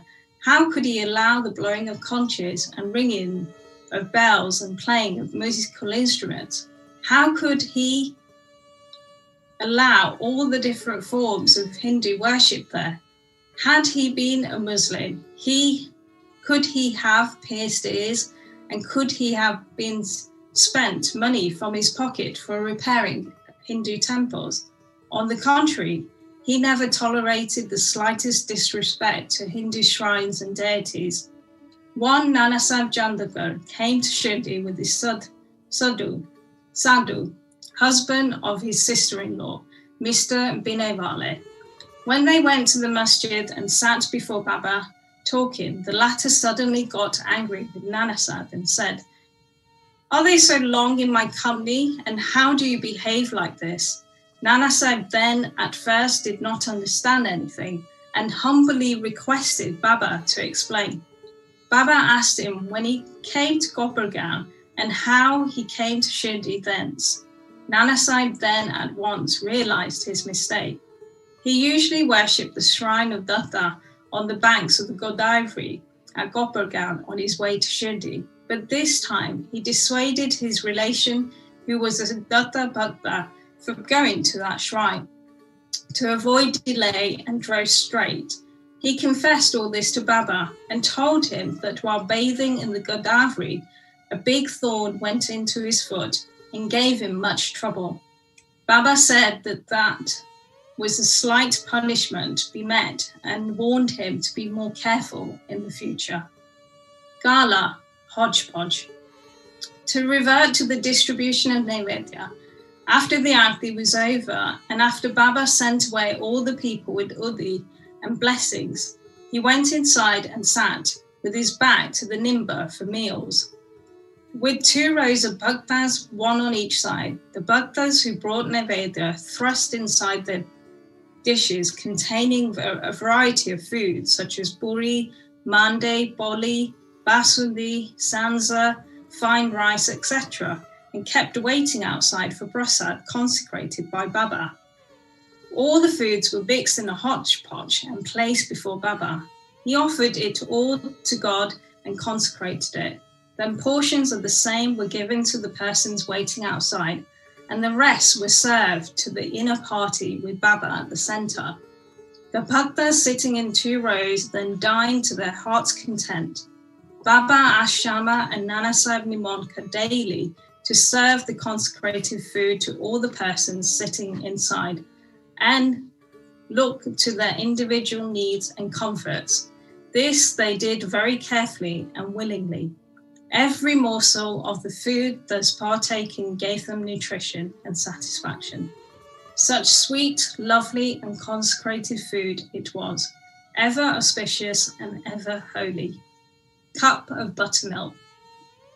Once Hemabund had eaten his full in this company when Baba offered him a cup of buttermilk. Its white appearance pleased him, but he was afraid that there was no space inside for it. He, however, took a sip, which proved very tasty. Seeing his faltering attitude, Baba said, "It all, you won't get any such opportunity hereafter." He drank it off then, but found that Baba's words were prophetic, for he passed away soon. Now readers will certainly have to thank Hemabund. He drank the cup of buttermilk, but has supplied us with sufficient quantity of nectar in the form of Baba's leelas. Let us drink cups and cups of this nectar and be satisfied and happy. Bow to Shirdi Sai, peace be to all. Shri Satchidananda Sadguru Sainath Maharaj ki jai. Aarati Sai Baba Saukya Datar Jeeva Charanal Jatani Yavadasa Visava Bhakta Visava Aarati Sai Baba. Tumache Naam Dhyata Hari Samskriti Vyata Agadha Tava Karani Margada Visiyanata Davisiyanata Aarati Sai Baba. Kali Yogi Avatara Saguna Para Brahma Sachara Avatirna Jala Sri Swami Datta Digambara Datta Digambara Aarati Sai Baba Saukya Datar Jeeva Charanal Jatani Javadasa Visava Bhakta Visava Aarati Sai Baba. Shirdi माझे पंढरपूर साई बाबा रमावर बाबा रमावर साई बाबा रमावर शुद्ध भक्ती चंद्रभागा भाव कुंडलिक जागा भाव कुंडलिक जागा खाली लोटांगण वंदीन चरण डोळ्यांनी पाहिन रूप तुझे प्रेमे अलिंदिन आनंद पूजिन भावे वालिन ममे नमः. त्वमेव माता च पिता त्वमेव बन्धु च सखा त्वमेव विद्या द्रविणं त्वमेव सर्वं मम देव. कायेन वाचा मनसेन्द्रियै वा बुद्ध्यात्मना वा प्रकृति स्वभाव करोमि यद्यत् सकलं परस्मै नारायणायेति समर्पयामि. अच्युतं केशवं रामनारायणं कृष्णदामोदरं वासुदेवं हरिं श्रीधरं माधवं गोपिकावल्लभं जानकीनायकं रामचन्द्रं भजे. हरे राम राम राम हरे हरे हरे कृष्ण कृष्ण कृष्ण हरे हरे. श्री गुरुदेव दत्त अनंता तुला ते कसे रे स्तवावे अनंता तुला ते कसे रे नमावे. अनंता मुखाचा शिरेशेष गाता नमस्कार साष्टांग श्री साईनाथा. ऐसा येई बा साई दिगंबरा अक्षय रूप अवतारा सर्व हि व्यापक तू श्रुति सारा अनुसयात कुमारा बाबा येई बा. सदा सत्स्वरूपं चिदानन्दखण्डं जगत्सं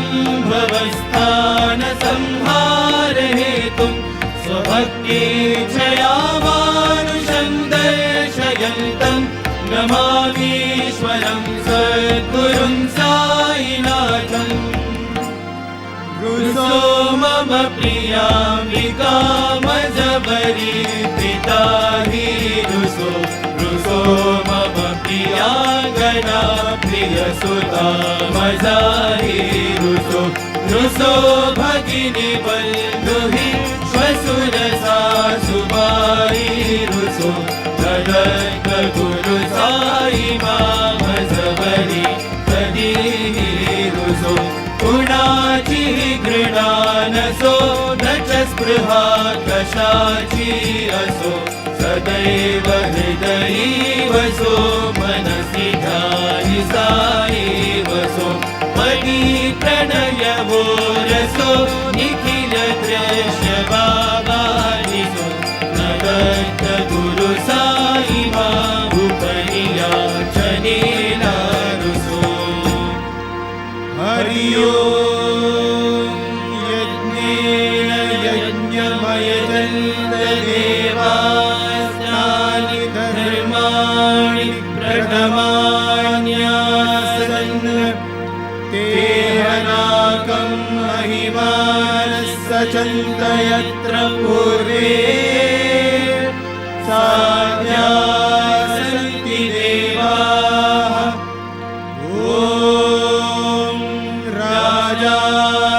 राजाय प्रसन्न साईने नमो वयं वै श्रवणाय कुर्महे समे कामकामाय मह्यं कामेश्वरो वै श्रवणो ददातु कुबेराय वै श्रवणाय महाराजाय नमः श्रीनारायण वासुदेवाय सच्चिदानन्द सद्गुरु साईनाथ महाराज की जय। करचरण कृतं वा कायजं कर्मजं वा शरणनयनजं वा मानसं वा परायं विहितमविहितं वा सर्वमेतत्क्षमस्व जय जय करुणाब्धे श्री प्रभो साईनाथ श्री सच्चिदानंद सद्गुरु साईनाथ महाराज की जय।